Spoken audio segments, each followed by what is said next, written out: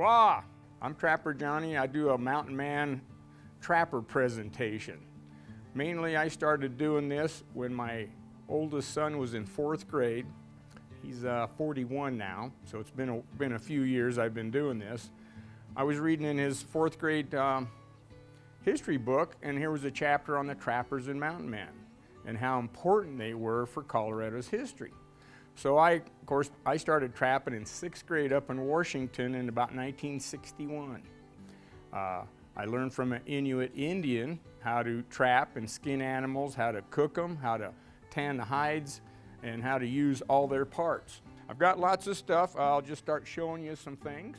Of course, they all had a rifle. I got a percussion cap. Flintlock was real important, real popular, but the percussion cap was the newer model of the rifles. This is a .50 caliber, big enough to shoot a buffalo or a bear or a mountain lion or anything you want. Some smaller guns were also carried for shooting the smaller animals. You always had your gun. You might have a pistol and some knives. You always got your tomahawk with you. This one here was made by one of the blacksmiths here at one of the pioneer days. It's got my initials on it, Trapper Johnny. And me and him spent a day and made this hatchet head. They're real handy this way. You can use it for like a hatchet for chopping wood. You can use it for actually cutting your meat or vegetables, for scraping the hide on an animal to get the fat off before you start the tanning process. So it's a multi-use tool that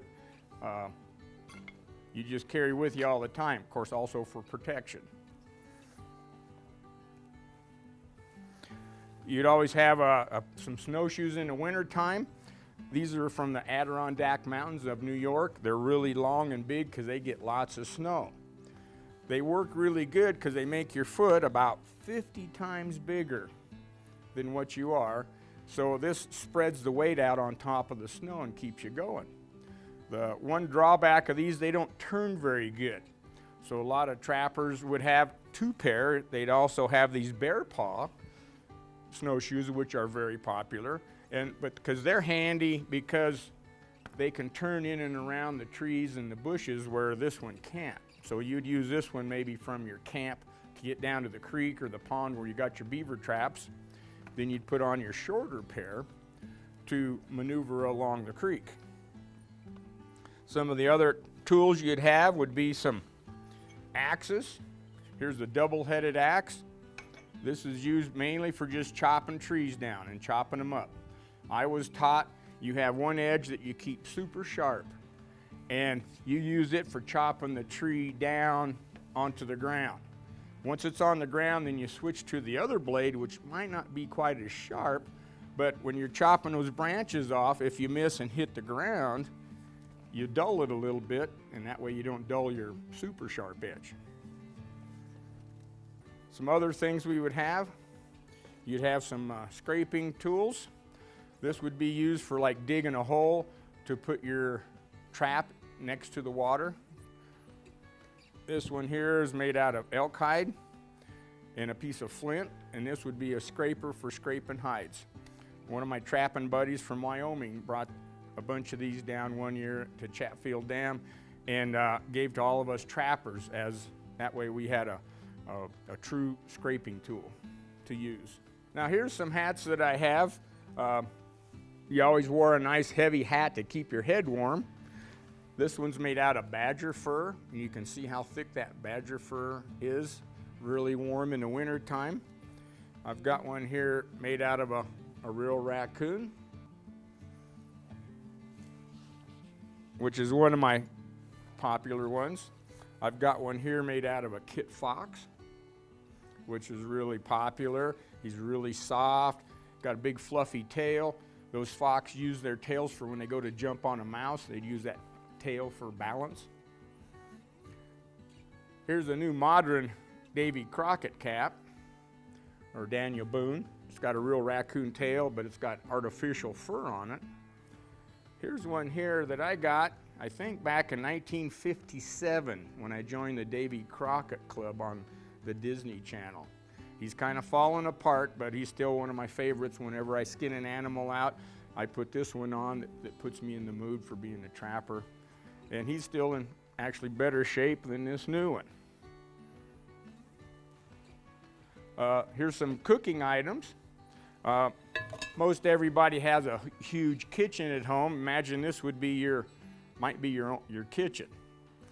Use this skillet for cooking your bacon, meat. If you make some biscuits, you'd put them on there. You'd cook everything on this skillet. Well, the trouble is you put this skillet right on the coals, it gets super hot and the food would burn to it. So they developed what they called a spider. Pieces of metal that are on a pin. You put that on your bed of coals and you put that on, and that gives you a little airspace underneath to make that'd be your kitchen upgrade. So you could cook without burning stuff all the time. You'd also have a teapot, which, we call it a teapot. They would use it for cooking anything liquid: soup, stew, tea, coffee, hot water to wash your hands and face in. That would be part of your kitchen. Most people didn't have a lot of utensils, but so they made do with what they had. I got a fancy metal plate. I did some trading and got a tin plate for my friends. Also, I got some turtle shells. This would be a perfect one for a plate or a bowl. This little dry land tortoise would be a perfect bowl or cup for your drinking. I've got me a metal cup so I could actually go dip water out of the creek or pour it out of my pot to have for cooking. Got a bear here. He's one of my buddies. We see him around here. We hear about him a lot. They've been here for a long time. This is an old bear. You can tell by the scars on his nose from fighting or from like digging under trees and rocks to get to grubs and small rodents. At a rendezvous, they would have a rendezvous usually in the spring or the fall. You could go there with all your furs, meet all your trapping buddies, your Indian friends that lived in the area where you were at. Traders would come with wagons of all the supplies I have to supply us so we wouldn't have to go back to like Missouri almost to get, find a store. Here's some furs that I'll show you about. Now here's some beaver pelts, plues as they would call them. This is a golden beaver from California. They don't get quite as big, but they're a lighter color. This one here you can see is quite a bit bigger, and I've seen beaver up to 50 pounds, which would be a pelt that would go to the ground. They skin out in a circle. They call them hairy banknotes also, because you could take this, back in those days, you could take this to any store and trade it for any goods that you wanted. They would grade it by how dense the under fur is on it, and that's what they actually make the felt out of. You take this back, you send it back to the hat factory back east or Europe. They actually pull all the long hairs out. They shave the dense under fur to put that in the vat to make their felt hats. Even Robin Hood in those days back east or back in England, Robin Hood, they wore felt hats and felt capes, and that kept them dry. Another animal you would trap would be a wolf. Wolf fur's good because you could put that around your hood, because human frost won't stick to the wolf fur. Here's a red fox. You can see this gray under fur. This is a really good winter fur. Got the red fur on top, but it's got this dense gray fur that grows in during the winter time. When you all see the fox around here, which we all do, in the summertime they look real kind of scrawny, but in the winter they look real healthy. Well, their body doesn't change, just their fur either gets real thick in the winter or real thin in the summertime to help them stay cool. I've got a chunk of buffalo fur here. It's heavy and thick. This was a tanned, brain tan they call it. I got this about 35 years ago, and when you brain tan an animal, they come out very stiff. So you actually have to chew the leather to make it soft and pliable. Now the Indians, the squaw women would do that. And that's why a lot of Indian women, when they died, their teeth were wore down past the enamel. I've been chewing on this one ever since I got it. My wife will not chew on it. So I made this one into a little cape, so when I do outdoor programs, which I do a lot, I've had snow pile up on this and rain run off of it. I stay nice and dry and warm. There's a black bear fur here. It's nice and thick. You'd use that for like your camping area or putting over you to keep you from getting cold. Now, of course, you had that muzzle loading rifle. I got a little pistol here, the same style with the percussion cap. And you couldn't go to the store to buy anything, so you'd have to make everything. So you'd get you a bullet mold. And what that does, you can see there's a little ball cavity in there. You would buy the lead at the trading post. You chop this lead up. It's a kind of a soft metal that they use on wheel weights on cars. That's its main use nowadays. But this, you chop it up into chunks, put it into your little ladle, put that right in the fire while you're cooking your meal. The lead gets hot, turns liquid, and you'd pour a little lead into that hole, set that aside, put this back in the fire to keep that lead hot. You'd wait a few minutes, open that up, and a little lead ball would come out. And that was your ammunition. Now to shoot your gun, you would have one of these powder horns, they call them. You pull the plug off the end, you'd fill that up with gunpowder. You put your plug back in, and of course you'd wear that around your neck if you're out hunting. So as you go to load your gun, you pull out this other plug that goes to just a little hole in the end. You pour a little powder down the barrel. Take your lead ball, put it inside the barrel. Have your ball starter tool. This would start the ball down in, and then this would ram it all the way down to the bottom. Put your cap on the end of this, then you got a percussion cap pistol that's ready to fire. So you had to have all that while you're camping and hunting and surviving in the woods there. If you were setting up a campsite, you'd want to find a place where you got shelter, you got water, of course you got game animals to hunt, but you're looking for beavers. So you would go search your creeks for chunks of wood that were floating. I've got these over by Chatfield Dam. They came down from Waterton Canyon, from beavers that live up there. You can tell they came from a beaver the way they're chewed off. You can see the little teeth notches.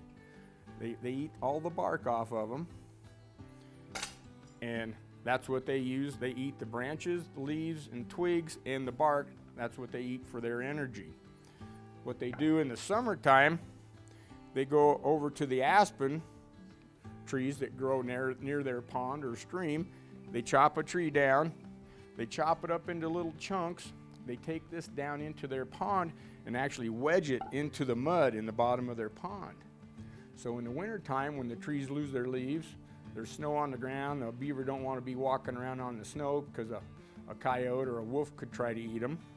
So they dive into the bottom of their pond and bring one of these sticks up into their lodge. They all sit around, the whole family, and they'll eat all of the bark until they're all done, until they're clean. Then they take that stick out and just let it float underneath the ice. Then in the springtime, when the ice and snow melts, all these logs flow to the edge of the dam where they come up, and then they pick them and wedge them and pack them in together. Then they dive to the bottom with their little front feet and get little chunks of mud and bring and pack on those sticks to make their dam a little bit bigger and a little bit stronger. Once you find those beaver, you got to catch them. So you got some steel traps here. This one here would be for like bear and mountain lion. Very painful with the teeth. Colorado banned the use of these, I think, around 15 years ago. I'll show you how these work. And the trick is don't get your fingers in the jaws.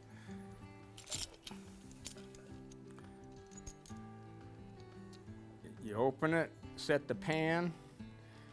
Then you take your scraping tool, you dig out a little ledge on the edge of the pond, take a stick and drive through here for a stake, cover it up with some leaves and twigs, and you take a little castor, which is a scent gland on a beaver, and spread that on a stick next to it. So when the beaver come up in their pond, they look over, they smell another beaver smell. So they'll come over to where the trap is, and when they step up onto that little ledge to smell that castor oil, they step on it and get caught by the foot. Very painful. Of course, the beaver, his safety is in the water, so he would dive in the water with his trap, and then they would drown.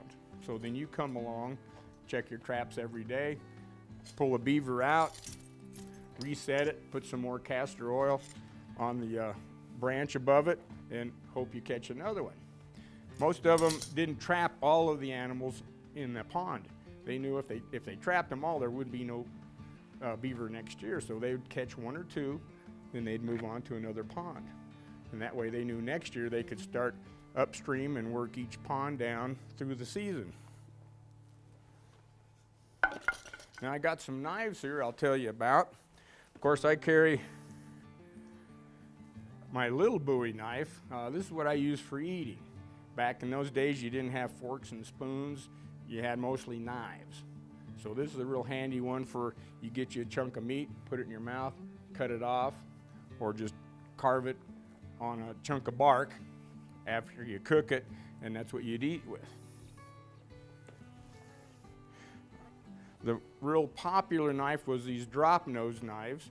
A friend made this one for me quite a few years ago, 20-some years ago, because they didn't like fancy knives. They just wanted a nice working knife. So I decided I'm going to make me one. So I took a chunk of steel, traced this knife onto it, and then another chunk of steel, I actually started cutting it out. I have about 100 hours of filing a piece of metal to get this almost done knife. I just made the thumb guard here a couple years ago, so now I'm ready to make my handle, and eventually I'll have a knife as similar to this style. The most popular knife at those time, back in those days, was a Green River knife. It was made by a knife company in upstate New York, and they would send just the knives without handles out to the rendezvous, because that was the popular knife at that time. I read a thing once, a guy had 1,200 dozen knives that he brought to a rendezvous, and he traded all of them. So people would get 1 or 2 or 3 or 4 or 5 or 6 knives, take them back with them. They'd use them for trade items with their other trapping friends and the other Indians, and then you could make your own handle.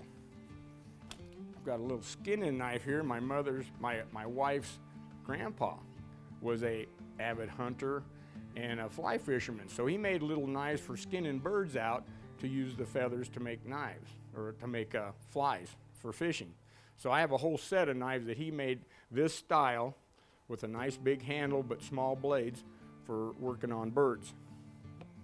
Here's a nice skinning knife which was real popular up in Alaska. You could get in there underneath the arms for skinning the fur off of the animal. Other butcher knives for bigger chunks of meat to cut up. You might have a cleaver, which once you shot an animal or killed it, you would want to cut it up. So once you skinned it, you would take this cleaver and chop the arms off, maybe chop the body in half or down the chest to open it up into smaller pieces that you could carry back to your camp. I just got a new Bowie knife a friend gave me, and Jim Bowie was the one that developed these knives. And kind of an interesting story, he wanted to make a bigger knife than what was usually out there. As you see, these is quite a bit thicker. It's got a bigger blade on it. It's got a good grip handle so it won't fall out of your hands.